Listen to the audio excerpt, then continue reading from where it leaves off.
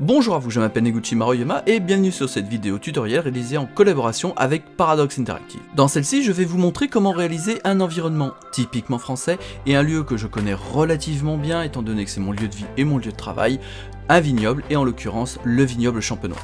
Dans un premier temps, observons un véritable vignoble champenois.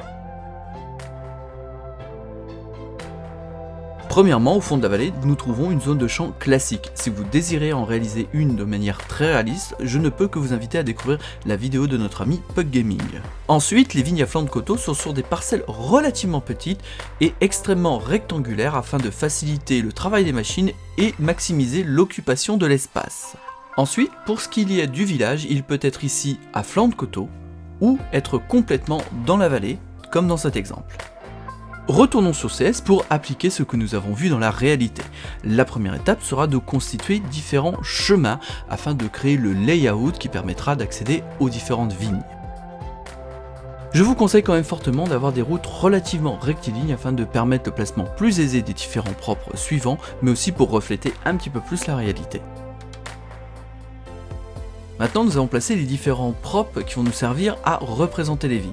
Plusieurs règles vont devoir s'appliquer afin de respecter au maximum la réalité. Premièrement, essayez de suivre au maximum le sens de la pente. Il est assez rare que les vignes soient perpendiculaires à celle-ci pour des raisons évidentes, tout simplement faciliter le travail des machines que sont le chenillard et l'enjambeur. De plus, de temps en temps, entre deux parcelles, laissez des zones non plantées que l'on appelle forières, qui sont en fait des zones qui permettent aux différentes machines de faire des manœuvres.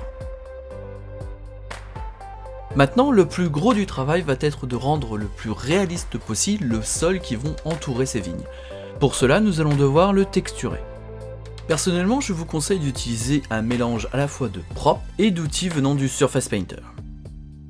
Pour ce qui est des chemins, vous trouverez sur le workshop un nombre assez impressionnant de routes personnalisables qui se rendront très bien dans ce genre de situation. Enfin, nous allons placer un petit peu de végétation en faisant attention à ne pas placer d'arbres dans les alignements des différents rangs de vignes qui sont les endroits où circulent les différentes machines. D'ailleurs, petit truc pour renforcer encore le réalisme de cette zone, placés à l'entrée des rangs de vignes, des rosiers, ceux-ci ont une application pratique, ils servent en fait tout simplement à détecter certaines maladies qui toucheront en priorité le rosier plutôt que la vigne. Vous pouvez aussi créer une coopérative viticole en assemblant différents propres industriels et différents grovables et ricots industriels. Et pour finir, placer quelques véhicules afin de donner un petit peu de vie à cette zone. Merci d'avoir regardé cette vidéo et surtout n'oubliez pas de vous abonner à la chaîne afin de ne pas rater les prochains tutoriels de la communauté.